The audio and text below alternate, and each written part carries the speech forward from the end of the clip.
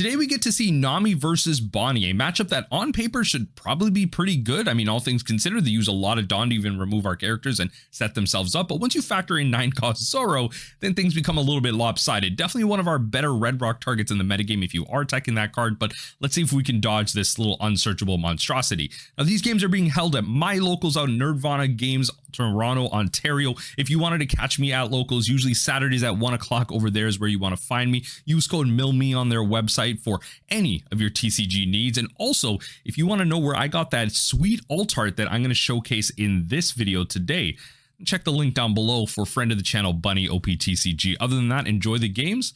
Let's run some mill. First things first, we got to set up our life, and ooh, I finally get to use that sweet altar. They go 1 Dawn into their play there. They actually don't bother searching anything. They're playing that for a meme. You'll kind of see that later on. My opponent made a comment at the beginning like, I think I got to keep this hand because I have the exact card I need for that matchup, and it kind of made me scared of Zoro, but we'll see if that ends up happening. We go to 2 Dawn here. Our hand isn't terribly bad. They swing 8k here. I go gavel pitch, and I kept this hand because I know that this deck is going to struggle a little bit just to remove my blockers or maybe tap that stuff down if they want to kind of develop. So I go to 4 Dawn. I confidently can just play this Margaret and hold up the gavel as you saw in hand. I draw an impel down, and we got ourselves some gavel fodder. Other than that, we got our searcher we can use next time around, and we're off to the races. So in this case, they play the 5 Dawn here, and they're going to pay out the 5-cost 6k. They're going to gain some active Dawn on play and on attacks there. So that's going to be something to keep in mind with future attacks, with Hodies, all that good stuff. So at this point, they're trying to figure out if they want to attack, how they want to do this, and they decide to swing 7k in this case. So I'm going to try and keep that blocker up as long as I can. Gavel pitch, mill through my deck, mill, Apis, and the peel off goes. That's not something I want to see. Now, the camera's a little bit out of off angle here. I apologize for that, but I did place it in a new spot, so you're not going to see any shaking. So, hey, big win there. We're going to play our searcher here and manage to sneak out the 2k right at the end there. We're about to whiff our way through that. We put kind of Apis and peel off below our, not peel off, I should say, gavel below our draws, kind of bottom deck, and I'm trying to think, like, is that the way I want to do it?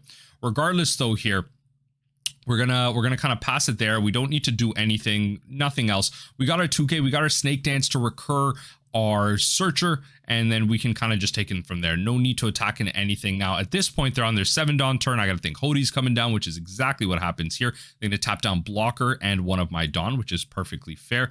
A small bit of miscommunication here that's gonna show up, you'll see as they go for the attacks. But they're trying to figure out how they want to do this. Obviously, they're gonna go to attacks first here, just to untap their 2 Dawn. But the miscommunication here was the fact that, oh, they say go for attacks. I kind of misread where they were attacking to. I was like, oh, 2k counter, and they're like, oh, no, I'm attacking into the blocker. I'm like, okay, fair enough. I mean, they knew the 2k was there, so it's not like kind of new information or whatever. So I let the blocker go. That's perfectly fine. They kind of have 2 Dawn untapped there. They're gonna attach that to their leader and kind of swing there. We're gonna rubber band that. Mill 1 and then 2k counter, and then we go to the Hodie, which we can now counter out for the 8k, bounce ourselves the Gloriosa, and hopefully find ourselves like a love mellow or something. That is the goal. And they're kind of flicking around like attack with the 1k there, but we're gonna go 2 more Dawn here. We're gonna draw. Our hand is kind of stuck there at the bottom. My apologies, I could have done a better job of framing this, but we're gonna play the Margaret. We're gonna draw here. We then play the Gloriosa, try and find ourselves another piece to grab here, and it's going to be that love mellow. So we have the option between Margaret and the love mellow here. We're obviously going to grab ourselves the counter for 4k. Now they go to their 9 Dawn turn. This is the big thing right here. Do they find the Zoro? This is it's the big scary turn here, because this is really going to determine if they can kind of swing this game around or not. So they just slam it right here. 9 Dawn, 9-cost Zoro, and ooh baby, I think many of you Nami players starting to understand how this game may or may not go. I don't want to spoil too much here, but we go rubber band, mill ourselves out 1 off the 6k attack. They untap 2 Dawn. They put 6k on their leader, and first things first, I'm gonna redraw off the love beam here, and the blocker is gonna go to the Hodie swing, which is perfectly fine there, and they're gonna pass the turn at that point, because now that Zoro's, oh baby, that Zoro's coming at me. I'm gonna draw 2 with the Kaya, and then I'm going to discard 2. So we're going to lose the 2K and we're going to lose the white snake. Honestly, that's what it comes down to. I don't want to keep like 2 white snakes. But the idea is like, do I keep 2 white snakes because it's like a permanent effect, right? Like maybe I am able to kind of counter out of their 6K attack and their leader attack, who knows? And because at this point I don't have a blocker, and I'm just going to have to take these Zoro hits. And I just have to hope that with the heart of the cards, maybe, just maybe, those life triggers actually end up working out for me. I don't know. Yo, comment down below. Let's get a heart of the cards in the comment down below for what's going on. They play another Hody. They tap down some Dawn. We're in a scary place right now. So I'm going to start off with the white snake. Love Mellow redraw. Counter out of that. We got Spada into white snake. That's pretty good. If they go leader swing, then we're kind of fine there. And they're like asking, oh yeah, the amount of cards left in hand. So at that point, they're going to attach some Dawn to the lead, get a swing in. They're going to swing 6K. I'm trying to think if I want to go white snake or Spada first, then white snake. But I think it's just in general, we're going to use the Spada here because we kind of need to see what we can draw off of this white snake. So top 3 cards, peel off. Peel off. Oh, snake dance. That is not that against 9-cost Zoro. That's not what I want to see. And it's kind of also what I want to see, because I don't want to pay for the peel off, but I also need the peel off to draw into more resources. So we're gonna leave it back on top. We're gonna redraw here, you know, draw the snake dance, play the snake dance. And we are going to bounce the Kaya. We're going to bounce the Kaya because we know we're drawing peel-offs. So maybe I can draw into something here. So at this point, I'm just taking 3 hits. So, oh, Apis, first trigger, nothing there. Oh, first Zoro hit. They're going to untap it. Yep. Oh, Snake Dance, no trigger. Oh, on top. Rubber band. Okay, I'll take it. I draw and then lose one of my peel-offs, which is fine. That's okay. I'll take it. Just take... Oh, the 3rd hit. Okay, the rubber band trigger again. Draw, discard, or trash. Well, the snake dance trigger goes, I draw. It's not, folks, it's not looking cute. Honestly, my deck size is actually pretty low. When you think about it, like I actually have managed to get through a fair amount of my deck. I peel off, I draw 2. And now I'm going to Kaya to just kind of draw 2 more cards, get rid of more. If I can find those gavels, you know, that's generally where I want to be. So at this point, we're looking to, you know, drop that and drop the white snake just because it's not like it's like 2 Dawn. It's really not what I want to do. And I'm thinking, is there anything I can swing out with the Nami? Definitely not here. You notice how they played out the 1 cost to troll me, like they had no purpose in that, right? Because their whole thing was like they don't want to like bottom deck any Zoros that they find, right? They just want to naturally draw them if they can find their card draw, and that's generally what green goes for. Like if there is a specific unsearchable that they're looking for, like 9 cost, it's just kind of better to not have these big clumps of cards be sent to the bottom so that they can just kind of naturally draw into them.